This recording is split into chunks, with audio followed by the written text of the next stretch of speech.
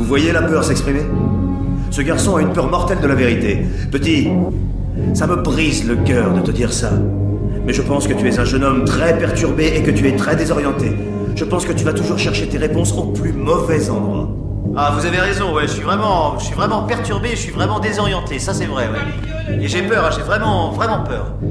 Vraiment peur, oui, parce que je pense que vous êtes cet enfoiré d'antéchrist. Voilà, c'est tout simplement au délit de faciès pour le voile. Je suis dans mon pays, je suis née ici, j'ai étudié comme vous. On est où? On est où, monsieur? Il y a un acte de racisme et d'islamophobie devant tout le monde, quoi. Voilà. Madame, je subis une agression dans votre boulangerie, c'est n'importe quoi. Ah oui, une agression, oui, une agression. Oui, une agression. On voit de plus en plus de femmes voilées se filmer pour montrer qu'elles ont été victimes d'islamophobie, soit de la part de leur employeur, soit de la part d'un passant dans la rue. Ce n'est pas particulièrement nouveau, certains d'entre nous se souviennent peut-être de l'altercation entre deux femmes voilées et un restaurateur, à Tremblay en France il y a quelques années. À l'époque, le restaurateur avait été contraint de déménager pour des raisons de sécurité. Ce phénomène n'est donc pas récent, mais dernièrement il s'amplifie. Et dans la plupart des cas, on se rend compte que l'altercation n'avait rien de fortuite, que tout est plus ou moins préparé, planifié, pour provoquer ce genre de situation, puis s'en plaindre sur les réseaux sociaux, pour pouvoir lancer une fatwa numérique qui a des conséquences bien réelles. J'ai d'ailleurs retrouvé un passage datant de 2016 dans lequel des musulmans, qui se disent modérés, viennent demander à ce restaurateur de s'expliquer, et croyez-moi, ça vaut le détour. Je m'excuse auprès de toute la communauté. Moi j'ai une question à vous poser, monsieur. Si vous avez sorti ces phrases-là, elles viennent pas de c'est la médiation, nulle part. Peur, c'est tout ce qui Non mais se ne passe coupez pas la actuellement. parole, monsieur, j'ai même pas fini ma question. Je voulais savoir ce malaise, il vient d'où? Je voulais savoir ce malaise, il vient d'où? Il vient de tout ce qui se passe actuellement. C'est la faute de quoi? Pour vous? Ça vient d'où? Une question. Hier au moment même où vous avez parlé à ces deux jeunes demoiselles, c'est quoi? Pourquoi c'est venu d'où cette idée de les stigmatiser, clairement? C'est venu d'où? C'est à cause des médias? C'est à cause de quoi? Tous les jours, qu'est-ce que vous voyez à la télé? Je vois des gens qui tuent d'autres. Voilà, et ces gens-là, on les prend. Et c'est quoi pour vous ces gens-là? C'est des musulmans pour vous? On dit que c'est des musulmans. Voilà. Donc vous, nous on est tous musulmans, vous pensez, si on serait tous terroristes, vous serez vivants, monsieur? Si on serait tous terroristes. On vit là depuis 22 ans, j'ai 22 ans. Je vis ici aussi. Je vous ai embêté une fois, vous m'avez vu vous embêter? Je suis musulman. Je suis musulman. J'ai une question à vous poser. C'est des musulmans qui viennent. Moi j'ai une question à vous poser, s'il vous plaît. Pourquoi hier?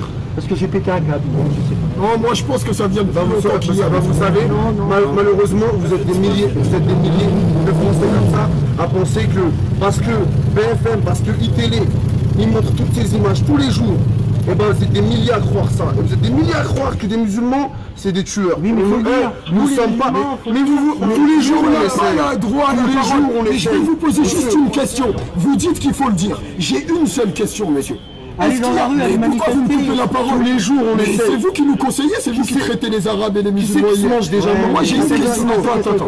J'ai une question à vous poser, monsieur. Est-ce qu'il y a 20 ans de ça, vos parents, votre famille et vous-même, on faisait l'amalgame entre le Ku Klux Klan et le christianisme? Non? Pourquoi Daesh et l'islam? Pourquoi? C'est vrai, j'en sais même pas. Pourquoi vous avez fait ça hier? J'avais que cette question à vous poser, je vous tiens la main moi, et je vous invite même à boire un café. Je vous dis que je suis musulman, je suis pas terroriste. Et je vous promets qu'on n'est pas tous terroristes. C'est vous qui avez dit dans votre vidéo. Entre le type à la tête de gobelin, peut-être le fruit d'une éducation musulmane à l'ancienne, et très modérée elle aussi, le type au t-shirt Batman avec sa gueule de mafieux, les gars qui zonent tout autour, en train de filmer la scène et d'encercler le bonhomme, l'autre qui passe derrière au ralenti avec son cabriolet en faisant bien vrombir son moteur, l'agressivité globale de la scène, absolument tout illustre les raisons pour lesquelles nous ne voulons pas vivre avec eux. Ils veulent faire dire à ce restaurateur que son rejet de l'islam vient des médias, alors que ces 2 minutes et 22 secondes justifient à elles seules ce rejet. Ils se plaignent d'être stigmatisés, victimes de fantasmes et de préjugés, alors qu'ils incarnent exactement tous ces fantasmes et ces préjugés dans une seule et même séquence, c'est un exploit. Les types se montrent d'une extrême hostilité tout en affirmant qu'ils ne comprennent pas pourquoi ils sont perçus comme hostiles, c'est quasiment comique. On est des musulmans modérés nous, pas des terroristes, disent-ils. Mais c'est bien le problème, bordel, que les musulmans dits modérés ressemblent à ça. Les gars veulent une médaille parce qu'ils ne décapitent pas des mécréants tous les week-ends, comme si ne pas appartenir à Daesh faisait d'eux des gens sympathiques, civilisés, avec qui on a envie d'être voisins, mais sérieux qui peut regarder cet extrait en se disant « Tiens, j'aimerais bien habiter dans cette rue ».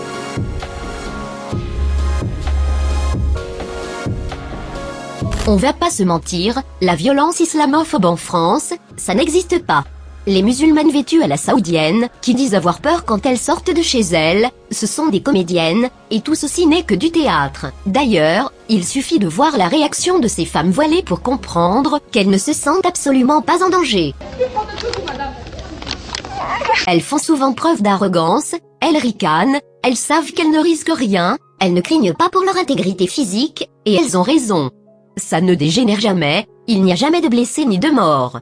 Quand des musulmans sont victimes de ces soi-disant agressions de la part des Français, ça sort les téléphones pour filmer, ça surjoue l'indignation, mais quand des musulmans sont les auteurs d'agressions sur les Français en revanche, les victimes ne peuvent pas sortir leur téléphone, car elles se les font voler, dans le meilleur des cas, et dans le pire des cas, on sait que ça se termine souvent par des seaux à pieds joints sur le crâne, ou avec des couteaux plantés dans le cou et dans le cœur. En réalité, ces histoires de voile islamique n'ont que peu de rapport avec la foi et la pudeur.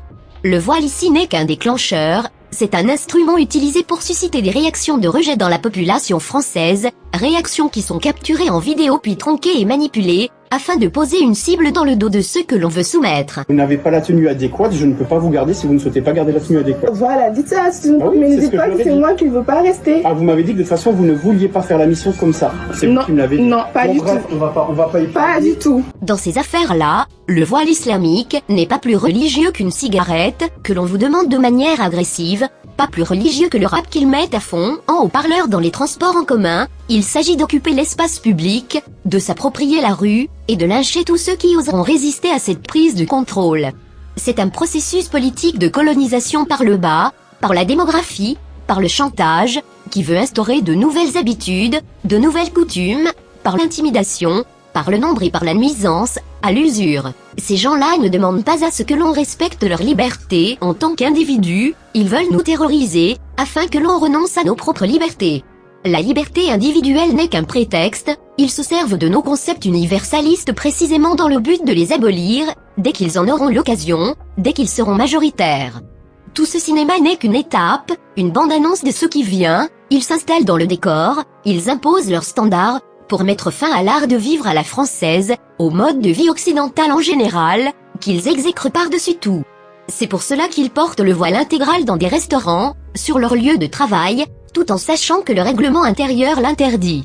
C'est pour cela qu'ils vous taxent des clopes en vous encerclant, ou qu'ils diffusent leurs morceaux de rap à fond dans le bus ou dans le métro, avec des paroles violemment hostiles envers les Français, envers les Blancs, comme autant de déclarations de guerre, et malheur aux citoyens autochtones isolés, qui osera s'interposer face à cette volonté conquérante.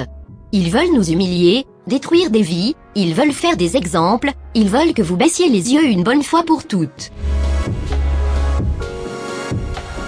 J'espère de tout mon cœur que ça ne fonctionnera pas, qu'ils feront face à un sursaut et à une colère des Français qu'ils n'auront pas vu venir. Car tout ne fait que commencer.